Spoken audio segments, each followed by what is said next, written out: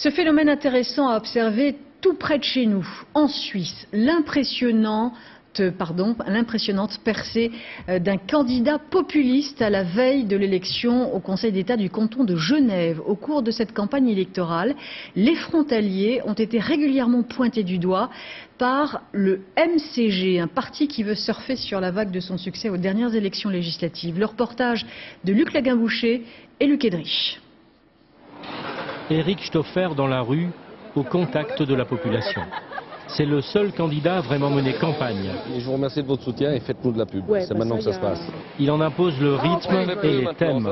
Pour l'élection au Parlement en octobre dernier, c'était les problèmes de circulation et de chômage, la faute aux frontaliers. T'es au chômage depuis combien de temps? Ça fait un peu plus d'un an. Un peu plus d'un an. Infirmière à Genève et après on dit qu'on ne trouve pas d'infirmière à Genève. 4 000 francs bruts ici, ça équivaut à plus de 3 000 euros.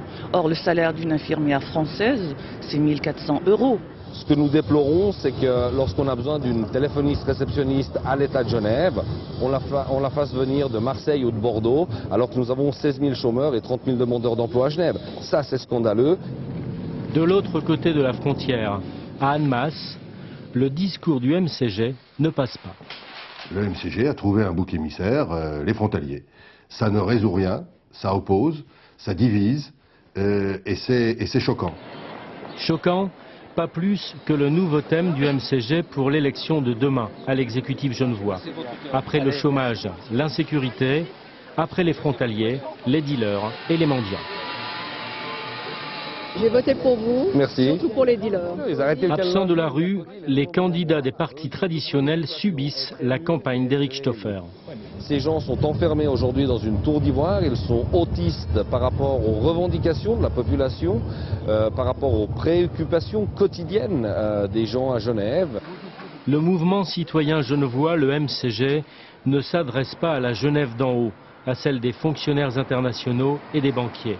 Sa cible, c'est la Genève d'en bas, celle qui souffre des effets de la crise. Le rédacteur en chef de la Tribune de Genève rappelle le succès, certes éphémère, du parti populiste Vigilance dans les années 80. Qu'en sera-t-il du mouvement d'Eric Stoffer? C'est ça la question, c'est combien de temps va tenir le MCG? Ceci dit, tant que les Genevois ne seront pas satisfaits dans les réponses qu'on apporte à leurs problèmes, je pense que le MCG a un bon terrain pour survivre. Et faites de la publicité, il y a 6 personnes sur 10 qui ne votent pas. Les gens que vous connaissez, il faut leur dire qu'ils votent. Eric Stoffer bouscule la tradition genevoise. Au débat politique feutré et raisonnable, lui préfère la rue jusqu'au dernier jour, parce que tous les votes sont bons à prendre. Des salariés